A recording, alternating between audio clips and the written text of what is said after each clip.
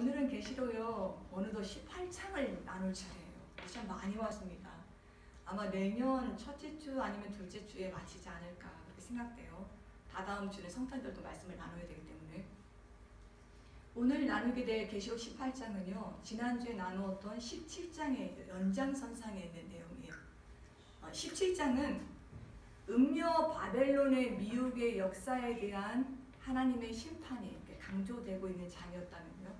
오늘 나누게 될 18장은 지난주 나눈 17장은 뭐 음녀 바벨론이었잖아요. 근데 오늘은 큰 성 바벨론, 견고한 성 바벨론. 크고 견고하다는 것은 도무지 무너질 것 같지 않았던 성이었는데, 이 성이 영원할 것 같은 성이었는데 심판받을 수밖에 없는 핵심적인 이유들에 대해서 오늘 장에 나와요. 그리고 어떤 모습으로 크고 견고한 성이 추락하여서 무너지게 되는지 그것들을 이렇게 장면으로 보여주는 그런 말씀들입니다. 1절을 보세요. 큰 권세를 가진 천사가 하늘에서부터 내려옵니다. 하늘에서부터 내려온다는 것은 하나님의 영광을 입고 내려온다는 거예요. 이 천사가 내려오니까 하나님의 영광이 반사되어서 온 땅에 환해져요. 그래서 이 천사가요 힘찬 음성으로 이렇게 외칩니다. 무너졌도다, 무너졌도다, 큰 성 바벨론이에요. 천사가 외친 이 말을 여러분 잘 보십시오. 무너졌도다라는 말을 2번 반복하고 있어요. 또 앞으로 바벨론이 무너질 것이다 라고 말한 것이 아니라 어떻게 말하고 있습니까? 이미 무너진 것처럼 과거형으로 선언하고 있어요. 이것은 바벨론이 멸망하는 것은 피할 수 없는 기정사실이라는 거예요. 여러분 계시록에서 나오는 바벨론은 온 세상을 상징하는 거거든요.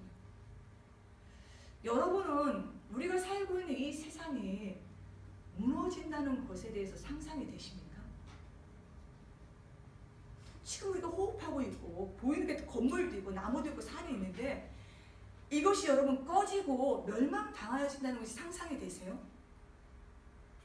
역사를 보면 무너질 것 같지 않은 대제국이 무너진 일들이 있어요. 하나만 살펴보자면요. 이사야서 13장에 이사야 선지자가 하나님의 그 감동으로 이런 예언을 해요. 바벨론이라는 나라가 열국의 영광이 되었을 때, 열국 중에 가장 높은 제국으로 딱 일어서게 되었을 때 그 바벨론이 어떻게 되냐? 교만해진다는 거예요. 교만해져서 하나님께 심판받게 되는데 그 모습이 마치 소돔과 고모라 성이 멸망하는 것처럼 그렇게 세계의 영광을 다 얻고 있었던 바벨론이 멸망하게 되는데요. 하나님의 심판을 받아서 멸망하게 되는데 그곳에 거할 자가 없게 된대요. 오직 들짐승들만 부르짖어서 황폐한 곳이 될 것이라고 이사야 선지자가 예언했어요. 근데 이사야 선지자가 이런 예언을 할 때는요. 바벨론이 아직 최전성기를 맞이할 때도 아니었어요. 새짝처럼 이렇게 움트고 있는 그런 때였는데 이사야 선지자가 뭐 바벨론이 열국의 영광을 얻게 된다 라고 예언하고 바벨론이 꺼지고 멸망하게 된다고 예언하는 거예요. 사람들이 이사야 선지자의 예언을 믿지 않았어요. 그런데 이 예언이 있은 후에 약 250년 후에요. 정말 바벨론이 세계 최대 강국이 돼요. 영광을 누리게 됩니다. 이 영광이 영원할 것 같았거든요. 워낙 모든 힘과 권세가 있으니까 영광이 영원할 것 같았는데 이 대제국 바벨론은 어떻게 되냐? 일순간에 바사의 고레스에게 멸망당하여 폐허가 돼요. 하나님이 이사야 선지자를 통해 예언하신 그대로 그 예언의 말씀이 성취되었습니다. 여러분 구약에서 바벨론의 멸망은 무엇을 예표하고 있냐면요. 계시록에서 온 세상을 상징하는 바벨론의 멸망을 예표하는 거예요. 구약에서 대제국 바벨론이 멸망하는 것은 있을 수 없는 일이라고 사람들이 믿지 않았는데 우리가 살고 있는 이 세상이 영원할 것 같거든요. 눈 뜨면 똑같이 세상을 살아가요. 역사 가운데 이 세상이 이어져 왔어요. 근데 이 세상이 무너진다는 것이 이해가 안 돼요. 우리 이해로는. 우리의 생각으로, 우리의 지성으로는. 근데 성경에서 말하기를 구약의 바벨론이 무너진 것은 온 세상이 무너지고 멸망할 것이라는 것을 예표해주고 있는 말씀이라는 것입니다. 그걸 여러분 놓치시면 안 돼요. 이 큰 성 바벨론에 대해서 2절에서는 이렇게 말합니다. 귀신의 처소가 되었대요. 각종 더러운 영이 모이는 곳이 되었대요. 또 각종 더럽고 가증한 새들이 모이는 곳이 되었다고 합니다. 여러분, 더럽고 가증한 새들이 어느 곳에 모이는 줄 아세요? 짐승과 사람이 죽고 그 시체가 썩어진 곳에 모입니다. 이것은 무슨 말이냐면 우리가 살고 있는 이 세상이 문명과 과학은 점점 발달해서 번영되고 있는데요. 영적으로 보면 귀신들이 더 모이게 된다는 거예요. 더러운 영이 활기를 치는 곳이 되었다는 것입니다. 근데 문제는 뭐냐? 사람들은 이 세상을 무너질 곳으로 바라보지 않는다는 게 문제예요. 또 이 세상을 더러운 곳으로 여기지 않는다는 것이 문제입니다. 여러분들 눈에는 이 세상이 어떻게 보이십니까? 여러분들 눈에 이 세상이 죄로 무너진 세상으로 보이세요? 귀신들이 모여있는 집합체로 보이십니까? 각종 더러운 영이 활기를 치고 있는 곳으로 보이세요? 아니면 이 세상의 모든 것이 그냥 편안하고 좋다, 그냥 파라다이스처럼 여겨지십니까? 요즘 여러분 뉴스나 인터넷 기사들을 보면 대부분이 어두운 내용들이에요. 음란함, 폭력, 사기, 자살. 더러운 영이 벌린 일들로 가득 찼어요. 특히 사단이요, 문화와 예술 영역을 장악해버렸어요. 그래서 어떻게 했냐? 가증스러운 내용들을 미화시켜요. 그리고 언제든지 나의 일이 될 수 있도록 친구나 되도록 만들어버렸어요. 동성애 이런 것이 죄처럼 여기지 않고 그럴 수도 있지 이렇게 받아들이도록 했다는 거예요. 이런 세상을 보면서 여러분 성도들은 무엇을 느끼셨냐면요, 무너지고 있는 세상의 모습이 보여야 돼요. 또 썩고 부패한 냄새를 여러분 맡아야 됩니다. 이 세상이 그냥 너무너무 좋아하고 막 향기가 난다 이렇게 하시면 여러분 안 돼요. 부패하여서 가증한 그 영들이 모여지고 있는 이런 것들을 여러분 보셔야 돼요. 눈에 보이는 세상의 현실 뒤에 감추어져 있는 큰 성 바벨론의 실체를 보셔야 된다니까요. 천사가 3절에서 이 세상이 음행의 진노의 포도주로 말미암아 무너졌다고 하고요. 또 땅의 왕들과 땅의 상인들이 사치의 세력으로 치부하였다고 말하고 있어요. 이게 무슨 말이냐면 여러분, 땅의 왕들은 정치적 세력을 가리키는 대명사잖아요. 또 땅의 상인들은 경제적 세력을 가리키는 대명사예요. 그러니까 이 세상이 정치건 경제건 하나님을 떠나서 세상을 사랑하는 음행의 포도주에 취해져 있다는 거예요. 하나님을 사랑해야 되는데 하나님을 사랑하지 않고 세상을 사랑하도록, 정치도 그렇게 흘러가고 경제도 그렇게 흘러간다는 것입니다. 그러니까 음료 바벨론이 세상을 어떻게 만들었냐? 돈과 향락의 포로가 되도록 만들어버렸다는 거예요. 돈을 다스려야 되는데 그러지 않고 돈의 포로가 되어서 끌려가도록 했다는 것입니다. 이 부와 영광으로 어떻게 해야 되냐? 어떻게 하냐? 사람들이 자신의 힘과 존재를 과시한다는 거예요. 그래서 하나님 앞에 영광 돌려야 될 부와 권세를 가지고 어떻게 되냐? 자기를 영화롭게 한다는 거예요. 자기를 영화롭게 한다는 건 무슨 말인지 아십니까? 자기를 신으로 숭배한다는 거예요. 자기 자신이 우상화되었다는 것입니다. 그러니까 하나님은 이런 세상에 음료 바벨론에 음행의 포도주를 부어서 지금 사람들이 다 이렇게 취해서 있는데 그 음행의 포도주를 마신 자들에게 하나님 어떻게 하겠다고 하시냐? 내 진노의 포도주를 붓겠다고 하시는 거예요. 진노의 포도주를 부어서 심판하겠다고 하시는 것입니다. 요한이 4절에서 또 다른 큰 음성을 듣습니다. 중요한 구절이기 때문에 여러분 밑줄 쳐주셨으면 좋겠어요.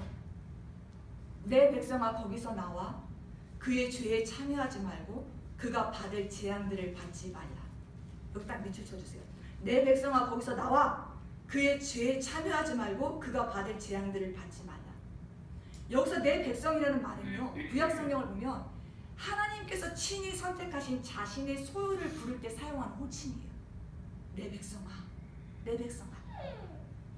즉 이스라엘을 부르실 때 하나님이 내 백성아라고 부르셨습니다.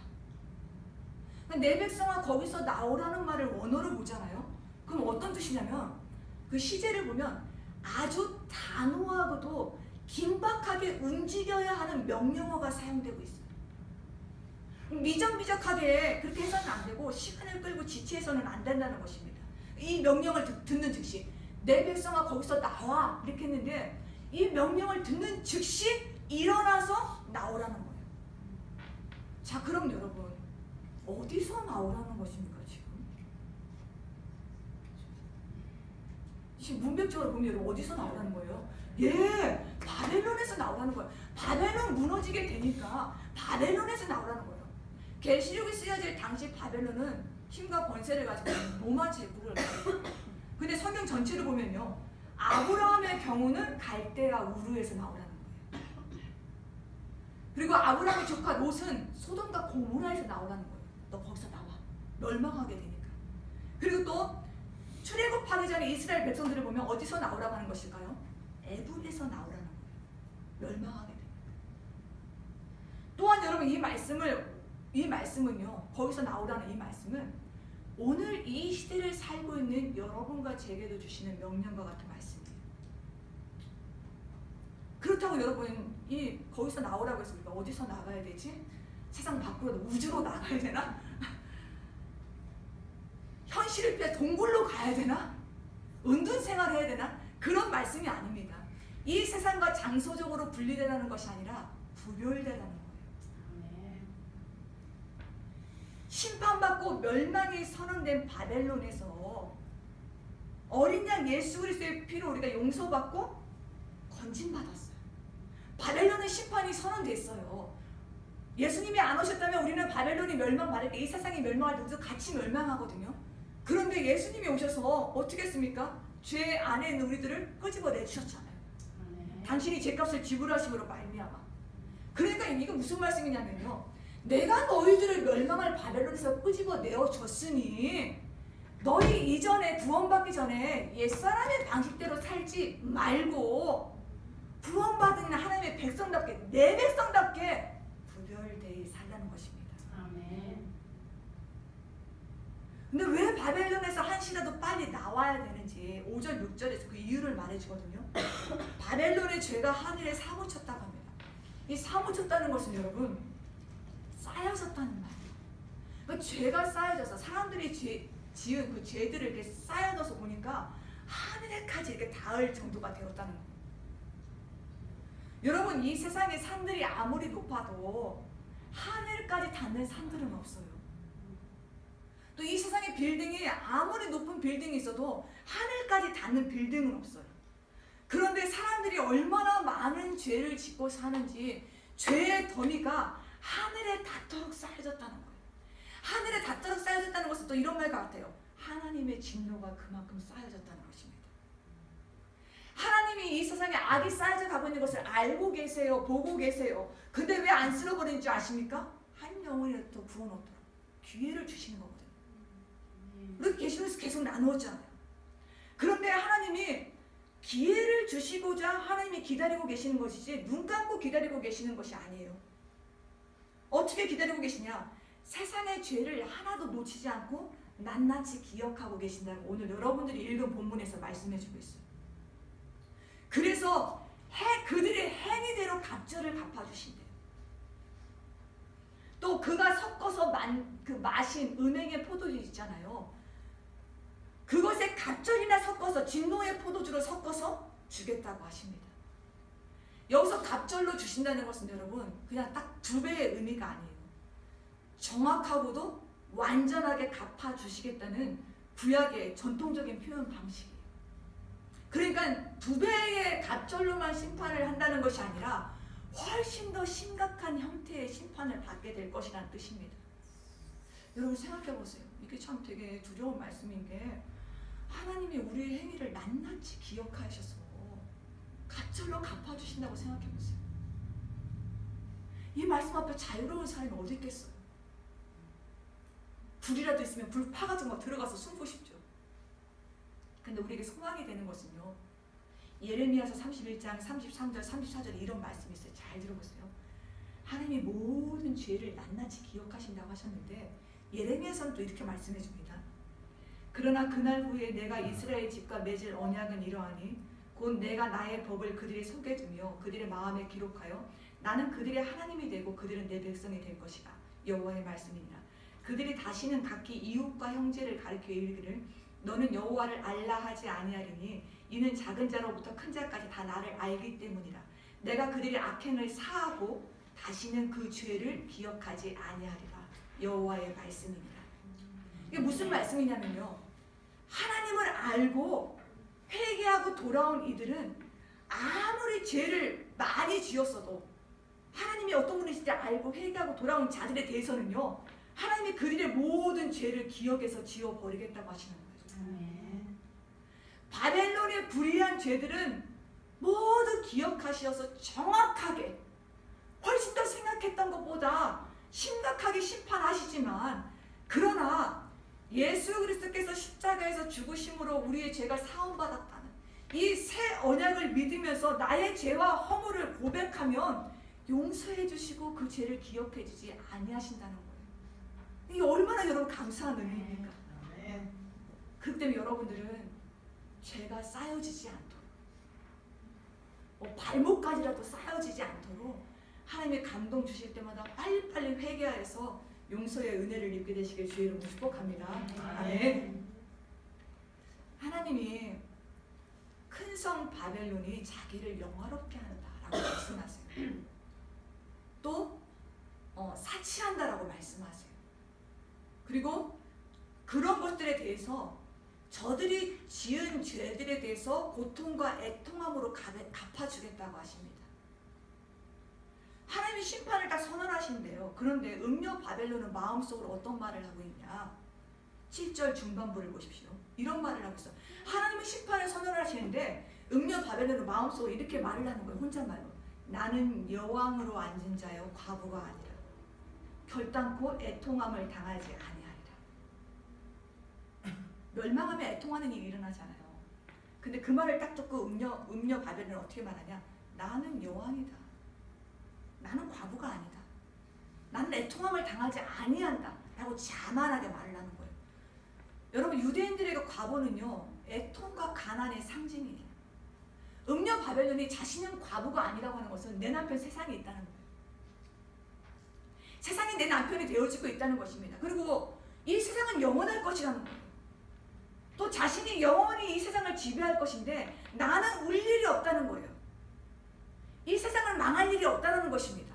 자신에게는 결코 공공하거나 애통할 일이 없다고 단언하였어요. 그런데 강하신 하나님께서 어떻게 또 말씀하시냐? 8절 보세요. 하루 동안의 바벨론의 사망과 애통함과 흉년의 재앙들이 임하게 한다고 하십니다. 여기서 하루 동안은 우리가 24시간 이 하루, 꼭 이런 말이 아니라 상징적인 표현이에요. 오늘 본문의 8절 말고도 시간적인 시간을 나타내는 그 표현하는 언어가 여러 번 나오거든요. 10절 보십시오. 밑줄 한번 쳐보세요. 한 시간의 심판이 이르고 라는 말이 있을 거예요. 또 17절 밑줄 쳐주세요. 두가 한 시간에 망하였고, 또 19절이요.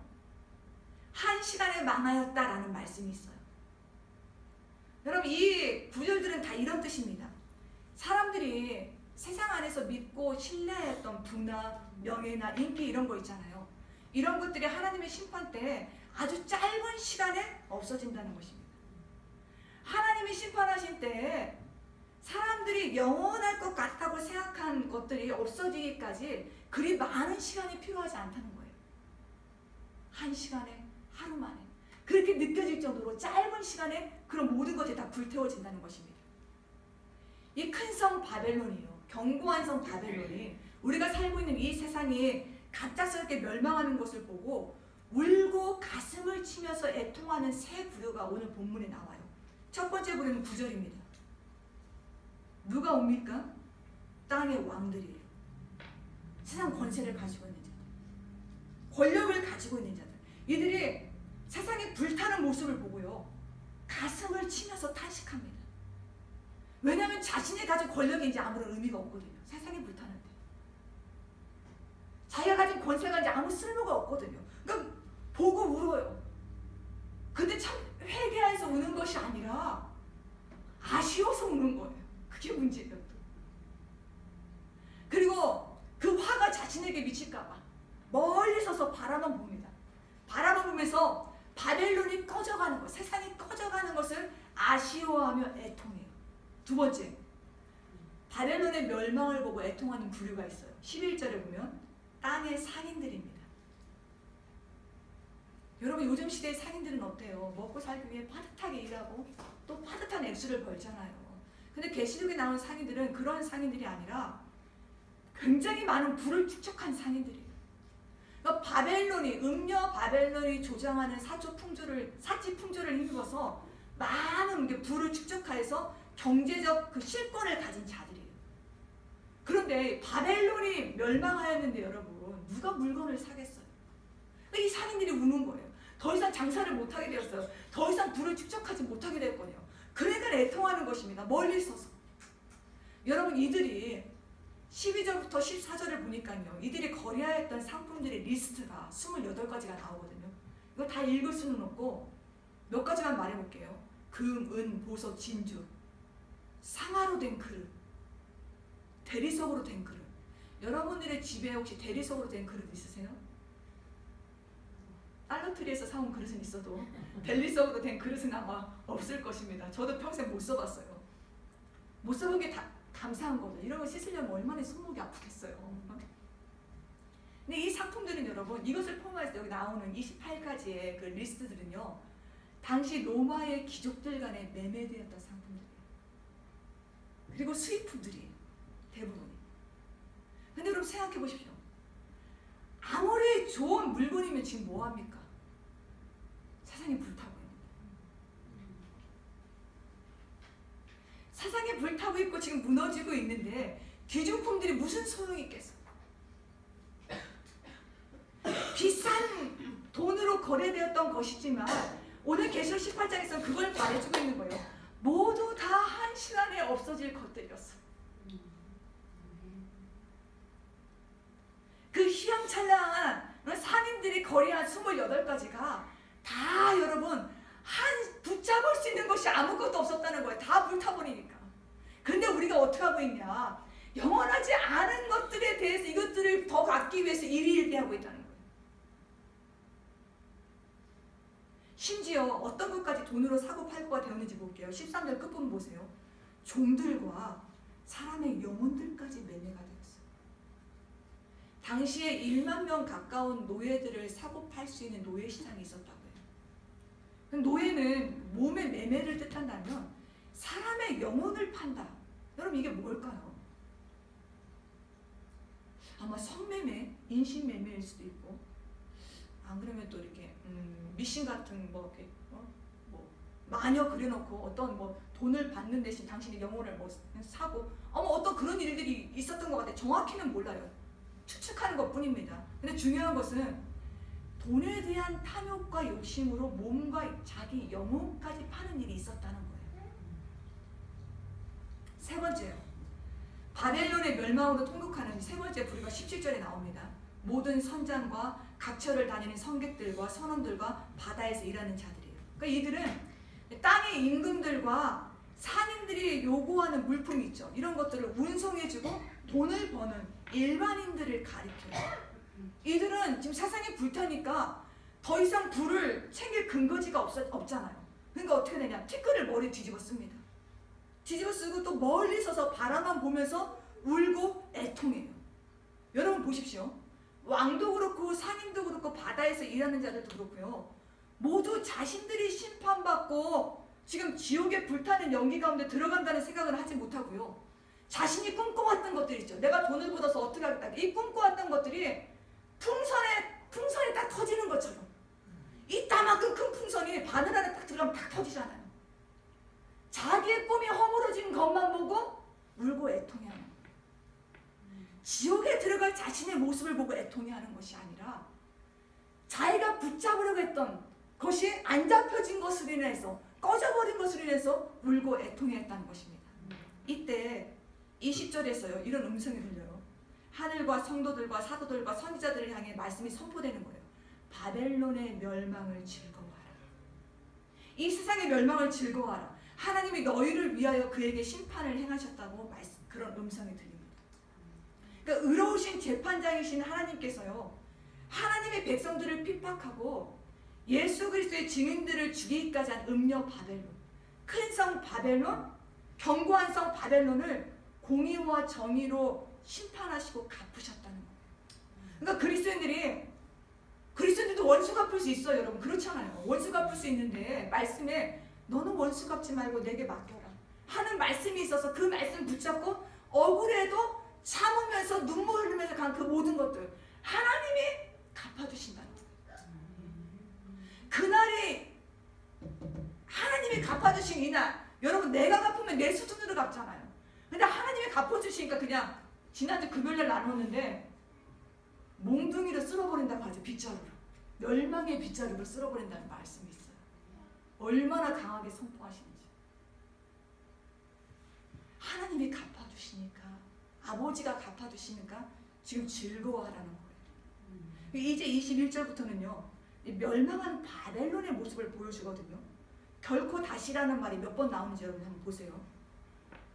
힘센 천사가, 힘없는 천사가 아닙니다. 저처럼 뭐 비리비리한 이런 천사가 아니라 힘있는 천사가요 큰 맷돌 같은 돌을 들어요. 힘센 천사가 이 맷돌을 들었다는 것은 맷돌의 무게가 여러분 엄청났다는 거예요. 힘센 천사만 들 수 있는 그 무게였어요. 이 맷돌을 딱 들어서 바다에 이 맷돌을 딱 던집니다. 그러면서 어떻게 말하냐? 큰 성 바벨론이 이같이 비참하게 던져져서 결코 다시 보이지 아니하리라고 그런 말을 합니다. 그리고 검은 고 타는 자와 풍류하는 자와 흉소 부는 자와 나팔 부는 자들의 소리가 결코 다시 들리지 아니한다고요. 기쁨의 소리가 없어진다는 거예요. 멸망하는데. 세상은 꺼져가는 대로 기타 치고 노래 부를 수 있겠습니까? 띵까띵까 할 수 있겠어요? 세상은 불타고 있는데. 기쁨의 소리가 없다는 거예요. 그리고 보석을 가지고 정교하게 작업을 했던 세공업자들이 결코 보이지 않는다고 말해요. 이게 무슨 말이냐? 세상이 꺼져가고 있는데 금귀걸이 하나 더 달라고 하겠어요? 금반지 하나 더 만들려고 하겠어요? 이제 소용없기 때문에 그 사람들이 다시 보이지 아니한다고 하는 거예요. 또 맷돌 소리도 결코 들리지 아니한다고 합니다. 이 맷돌은요 곡식을 갈아서 음식 장만할 때 돌리는 맷돌 소리 있잖아요. 맷돌 소리가 다시 들리지 않는다는 것은 일상적인 삶이 불가능하다는 거예요. 종결된다는 거예요. 음식도 만들 수 없고 다 모든 것이 꺼졌다는 거예요. 그리고 등불 빛이 결코 다시 비치지 않는다는 말이에요. 그러니까 칠흑 같은 어둠이 된다는 거예요. 그러니까 죽음의 세상이 된다는 것입니다. 한마디로 말하면. 그리고 신랑 신부의 음성도 결코 다시 들리지 아니한다고 말합니다. 그러니까 더 이상 생명이 이어지지 않는다는 거예요. 이 세상에 이제 미래가 없다는 것입니다. 바벨론 안에서 행해졌던 모든 것들이 맷돌이 바다에 던져진 것처럼 바다에 빠짐으로 다시는 보이지 않게 된다는 뜻이에요. 왜 이렇게 바벨론이 멸망하게 되었냐? 바벨론이 멸망하는 이유가 도대체 그럼 뭐냐? 23절 후반부에서 이렇게 말씀해요. 너의 상인들은 땅의 왕족들이라. 이게 무슨 말이냐면 너의 상인들은 땅의 왕족들이라. 이거 쉽게 풀이해서 말씀드려볼게요. 돈을 가진 자들이 왕이 되고 권력자들이 되어서 돈으로 세상을 지배해버렸다는 것입니다. 이 세상을 물질 만능주의로 만들어버렸다는 거예요. 돈을 다스려야 되는데 돈의 포로가 되도록 만들어버렸다는 거예요. 돈에 울고 돈에 울고. 또 복술로 만국을 미혹시켰다고 해요. 복술로 만국을 미혹시켰다는 것은 그리스도를 대적하는 문화와 매스컴과 뭐 그런 모든 것으로 세상을 세속화시켰다는 것입니다. 그런데 궁극적인 이유가 있어요. 그게 세 번째예요. 세 번째, 바벨론이 멸망할 수밖에 없는, 이 세상이 멸망당할 수밖에 없는 궁극적인 이유는 24절입니다. 선지자들과 성도들과 및 땅 위에서 죽임을 당한 모든 자의 피가 그 성중에서 발견되었느니라. 여러분, 이 말씀은요, 계시록 6장 10절에서 순교자들이 언제 우리의 피를 갚아주시겠습니까? 라고 탄원하며 드린 기도 있잖아요. 그 기도에 하나님께서 지금 응답해 주신 장면이에요. 그러니까 어린 양이 어디로 인도하든지 따라간 자들, 믿음 지키느라고. 또 목숨을 버리고 예수의 증인된 자들, 꼭 목숨을 버린 순교자들만이 아니라 내가 예수님의 뜻을 따르고자 나를 꺾은 순교적 삶을 산 자들이 있죠. 그들을 하나님이 기억하시고 바벨론을 영원한 심판을 행하셔서 갚아주신다는 거예요. 이게 무슨 말이냐? 하나님의 백성이 울고 있기 때문에 세상을 심판하겠다는 거예요. 쉽게 말하면. 자, 여러분, 이래서 세상은 끝날 때까지 끝난 게 아니에요. 진정한 끝은 이 땅에서 볼 수 없습니다. 하늘에서 보게 될 거예요.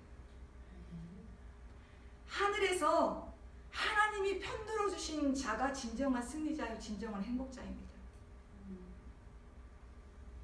여러분들은 영원하지 않은 것들, 즉 하나님의 심판을 행하시면 한순간에 없어질 것들에 마음을 두지 마시고요. 영원한 것들을 중요하게 여기시면서 하늘에서 하나님의 위로를 받는 일이 있도록 하나님의 백성답게 구별되게 살아가실 수 있기를 주의 이름으로 축복합니다. 아멘. 이 시간에 이제 마지막으로 하나만 더 나누고 오늘 말씀을 마치겠습니다. 4절 말씀 다시 생각해 보고 싶습니다. 내 백성아, 거기서 나오라. 그의 죄에 참여하지 말고 그가 받을 재앙들을 받지 말라. 이 말씀을 좀 생각해 보고 싶어요. 거기서 나오라는 것은요, 다 다를 거예요. 사람마다. 여기서 거기는 어떤 사람에게는 가치관일 수도 있고, 어떤 사람에게는 거만한 언어일 수도 있고요, 어떤 사람은 너무 아픈 과거의 기억일 수도 있어요. 어떤 사람은 나의 존재처럼 여기는 어떤 물건일 수도 있고요, 어떤 사람에게는 사람일 수도 있어요. 어떤 사람에게는 정말 장소일 수도 있습니다. 그 장소만 가면 내가 예수 그리스도를 믿는 것인지 안 믿는 것인지 구분이 안 돼요. 그럼 거기서 나와야 돼요. 그럼 이런 거예요. 예수 그리스도의 십자가의 정신을 따르지 못하도록, 내가 말씀에 순종하지 못하도록 바벨론의 영향을 더 많이 받게 하는 것에서 나오라는 거예요. 어떤 사람은 과거의 아픈 기억일 수 있어요. 그 기억 때문에 진전을 못해요. 늘 마음이 불안해요. 늘 마음이 눌려요. 늘 마음이 슬퍼요. 그럼 그 기억에서 나와야 돼요. 근데 여러분, 바벨론에서 나오는 것이 쉬울까요? 이스라엘 백성들이 출애굽할 때 바로가 여러분 쉽게 내보내줬어요? 아니잖아요. 계속 붙잡으려고 하잖아요. 우리가 아까 여러분 계시록 18장에서 나눴어요. 이 세상은 귀신의 처소가 되었다고 했어요. 우리가 이 세상에 바벨론의 영향을 받지 않고 나가려고 하면 귀신들이 쉽게 보내주지 않는다는 것입니다. 우리가 사도 바울이 로마서 12장 2절에서 이런 말씀을 한 거 여러분 아실 거예요. 너희는 이 세대를 본받지 말고 오직 마음을 새롭게 함으로 변화를 받아 하나님의 선하시고 기뻐하시고 온전하신 뜻이 무엇인지 분별하도록 하라고 했어요. 이 세대 본받지 말고 살아라고 했어요. 그런데 이 말씀을 아는데 바벨론에서 나오기가 쉽지 않다는 거예요. 왜냐? 모든 세상 사람들이 바벨론 방식으로 살아가고 있거든요. 심지어 믿는 사람들도 바벨론의 패턴으로 돈을 중요시하게 여기고 자리와 명예를 얻기 위해서 그렇게 살아가잖아요. 조금 더 잘 살기 위해서 그렇게 살아가잖아요. 나 혼자만 바벨론의 방식에서 거스르며 살아간다면 내가 어리석게 보여, 바보처럼 보이고 쉽지 않아요. 자, 성경에 한 인물을 한번 예를 들어볼게요. 아브라함 조카 롯이 있어요. 아브라함과 롯의 소유가 하나님께서 복 주셔서 많이 늘어났어요. 그러니까 어떤 일이 생기냐? 아브라함의 가축의 목자와 롯의 가축의 목자가 다투는 일이 생겨요. 물을 먹여도 서로 자기 가축 더 많이 먹이겠다고 하고, 꼴을 먹여도 더 많이 먹이겠다고 하고, 너무 많아지니까, 소유가 많아지니까 다투는 일이 생기는 거예요. 그래서 아브라함이 어떻게 되냐? 롯을 불러요. 롯을 불러서 우리가 다툴 일이 아니다. 다투지 말고 네가 땅을 선택하여서 나를 떠나가라고 합니다. 여러분, 아브라함 이 말 하기 쉽지 않았어요. 왜냐하면 롯은 아브라함에게 아들 같은 조카예요. 자식이 없었거든요. 그런데 아브라함이 말하기를, 다투니까 네가 땅을 선택해. 좋은 땅 네가 먼저 선택해라. 좋은 땅 골라서 나를 떠나라고 합니다. 롯이 어떤 땅 선택했는지 아십니까? 창세기 13장 10절 보면 롯이 선택한 땅이에요. 물이 넉넉한 여호와의 동산 같고 애굽 땅과 같이 기름진 땅을 선택했어요. 막 보기만 해도 막 기름이 막 잘잘잘 흐르는, 물도 막 넉넉한 거예요. 많은 가축들을 먹이기 충분한 거예요. 이 땅은 여러분 눈에 봤을 때 아름답고 누구나 갖고 싶은 땅이에요. 그런데 이 땅은 죄악에 관영한 땅이었어요. 이 땅에서 대해서 하나님이 어떻게 해서 말씀하시냐. 창세기 18장 20절 볼게요. 하나님께서 이 소돔과 고모라 땅, 롯이 선택한 땅에 대해서 이렇게 말씀하십니다. 여호와께서 또 이르시되 소돔과 고모라에 대한 부르짖음이 크고 그 죄악이 심히 무거우니. 죄악이 심히 무겁다는 것은 오늘 본문 말씀으로 말해보면요, 죄가 하늘까지 쌓여졌다는 거예요. 바벨론의 죄가, 세상의 죄가 하늘로까지 쌓여졌기에 하나님께서 쓸어서 심판하신다고 하잖아요. 소돔과 고모라의 죄가 하늘까지 닿았기 때문에 하나님께서 소돔과 고모라를 멸망하려고 마음을 먹으세요. 그리고 그곳에 소돔과 고모라를 멸망시킬 천사를 보내십니다. 천사를 보내시는데 먼저 누구에게 보내냐? 롯에게 보내서 이런 말씀을 전하게 하세요. 하나님이 이 성을 멸하실 것이니 빨리 일어나서 이곳을 떠나라. 거기서 나오라. 라는 말씀을 전하게 하세요. 오늘 본문과 연결되잖아요. 오늘 본문에서 하나님이 바벨론이 멸하게 될 거니까 내 백성아 거기서 나오라. 라는 말씀처럼 지금 롯이 있는 소돔과 고모라가 멸망하게 될 거니까 하나님 천사를 보내셔서 일어나서 거기서 나오라고 하시는 거예요. 여러분, 롯이 천사의 말을 듣고 자기 가족들을 다 모아놔서 말을 합니다. 딸과 결혼할 사유들이 있었거든요. 하나님이 이 소돔과 고모라를 멸망시킨다고 하니까 우리가 일어나서 가야 된다고. 이 사유들이 어떻게 반응하냐면요, 아니 그게 지금 말이 됩니까? 지금 기름지고 모든 것이 정상으로 돌아가고 있는 소돔과 고모라가 멸망한다는 게 말이 됩니까? 라면서 여러분 창세기 읽어보세요. 사유들이 롯의 말을 농담처럼 여겼더라 라고 기록했어요. 날마다 눈 뜨면 똑같은 세상이 이루어지고 있는데 무슨 멸망하는 거냐고 농담처럼 여기고 받아들이지 않았어요. 이러는 동안 시간이 점점 흘러요. 그리고 롯도 이제 어떻게 되냐, 사유들이 안 나간다고 하니까 롯도 자꾸 머뭇거리는 거예요.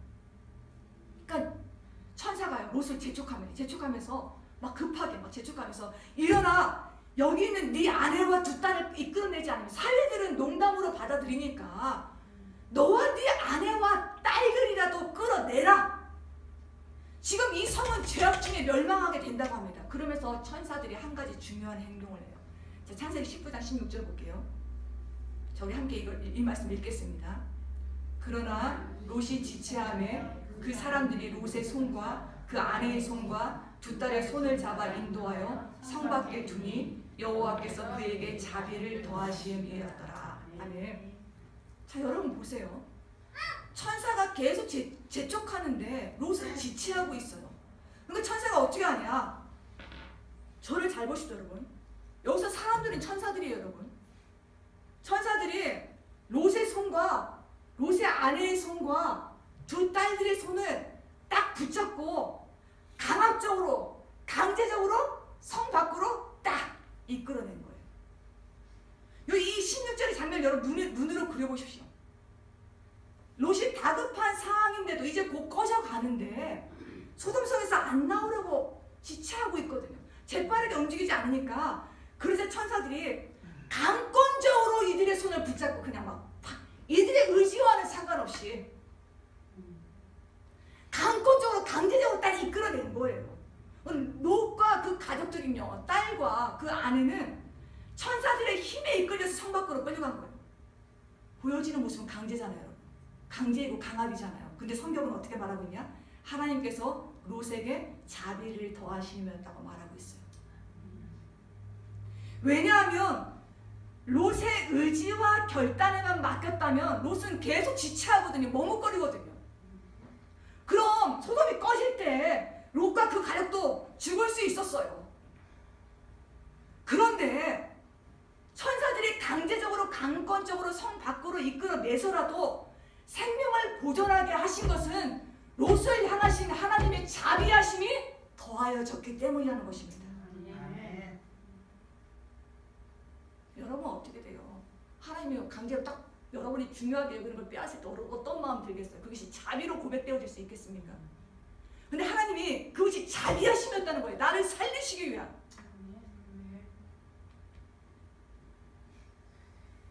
롯의 아내가 어떻게 하는 줄 아세요? 하나님이 롯의 아내를 살려주려고 끌어냈거든요. 소돔 성에서 이끌려내서 자비하심을 더하셔서. 근데 롯의 아내가 어떻게 되냐? 성 밖으로 나와서 어떻게 해요? 미련이 남는 거예요. 먹을 것이 많은, 편안하게 살 수 있는, 미련이 남아서 앞으로 발걸음이 안 떨어지고 뒤를 돌아보는 순간 소금 기둥이 돼요. 하나님을 살리시려고 천사를 통해 손목이 아프다도 강권적으로 꺼내내셨는데 미련이 생겨서 뒤를 딱 돌아보는 순간 소금 기둥이 되었습니다.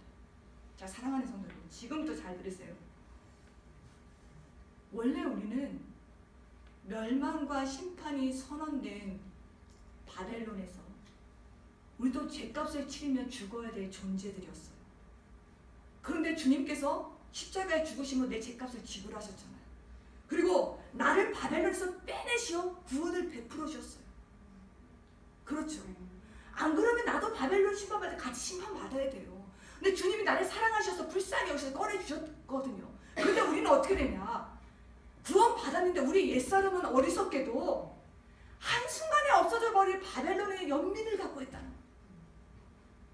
미련을 갖고 있다는 거예요. 그래서 롯의 아내처럼 바벨론에 대한 미련을 버리지 못해서 자꾸 뒤를 힐끔힐끔 쳐다본다는 것입니다.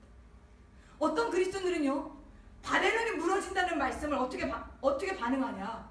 롯의 딸과 결혼할 사유들처럼 농담처럼 여깁니다. 하나님이 우리 이런 연약함을 아세요. 그래서 어떻게 하는지 아십니까? 때로는 강압적으로, 강제적으로 빠져나올 수밖에 없는 환경을 허락하신다는 거예요. 내가 마음을 썼던 것들이 이게 한순간에 없어질 것들이었네. 이것들을 절실히 알 수 있는 나에게 맞는 맞춤 사건을 허락하신다는 거예요.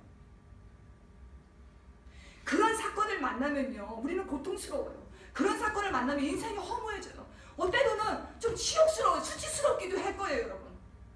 그러나 여러분, 그런 사건을 만날 때 여러분이 아셔야 돼요. 하나님이 나를 살리시고자 하시는 거예요. 하나님이 나를 하나님의 백성으로 인도하시기 위해 바벨론의 가치관에서, 바벨론에 영향을 주는 사람에게서, 바벨론에 영향을 주는 장소에서 나를 빼내시고자 하시는구나.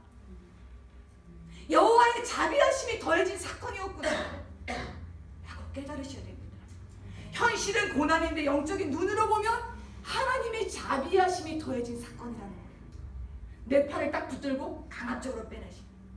왜냐하면 그렇지 않으면 우리의 삶이 어떻게 될 게 뻔하냐? 죄만 쌓여져 간다는 거예요. 결과는 그럼 어떻게 돼요? 무너지게 된다는 거예요. 그럼 여러분이 나와야 될 거기는 무엇입니까? 여러분이 나와야 될 그것은 무엇이에요? 자꾸만 미련을 갖게 하고 연민을 가지게 하며 바벨론의 포로로 살게 만드는 그것은 무엇이에요? 아까 그것은 제가 여러 가지 예를 들었어요. 그것이 돈일 수도 있어요. 그것이 과거의 어떤 아픈 기억일 수도 있어요. 그것이 어떤 사람일 수도 있어요. 그것이 어떤 내 입술의 말에 거만한 언어일 수도 있어요. 오늘 하나님 우리 모두에게 말씀하십니다. 내 백성아, 거기서 나오라. 저는 여러분들이 이 말씀을 정말 하나님이 주시는 음성으로 취할 수 있었으면 좋겠습니다. 여러분에게 고통과 수치와 어려움을 주려고 거기서 나오라는 게 아니에요. 반대예요. 여러분을 살리시려고 나오라고 하는 겁니다. 살게 하시라. 이스라엘 백성들을 애굽에서 빼내셔서 하나님이 어디로 인도하셨어요? 광야로 인도하셨잖아요. 광야에서 말씀을 먹이세요. 그러면서 어떻게 하시냐? 약속의 땅 가나안으로 들어가서는 훈련을 시키세요. 하나님이 우리를 거기서 나오게 하실 때 여러분 왜 나오게 하신 줄 아십니까? 하나님의 말씀으로 먹고 사는 것이 어떤 것인지 가르쳐 주시기 위해서. 성령으로 사는 것이 어떤 것인지 가르쳐 주시기 위해서. 앞으로 들어가게 될 영원한 나라, 천국에 들어갈 합당한 백성으로 훈련시키기 위해서 나오라고 하시는 거예요. 이번 한 주 여러분의 바벨론이 무엇인지를 깊이 묵상해 보시기 바랍니다.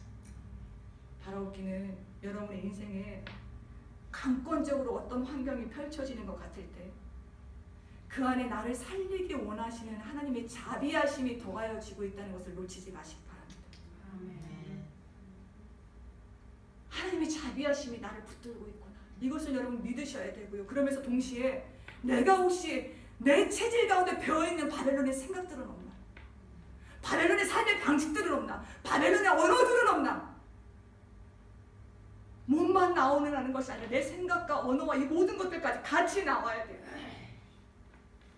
그래서 천국 백성으로 훈련되어지고 준비되어지는, 우리가 살아가는 이 광야에서 그렇게 천국 백성으로 훈련되어지는 우리 모두가 되길 주님의 이름으로 축복합니다. 아멘. 우리 시간 함께 기도합시다.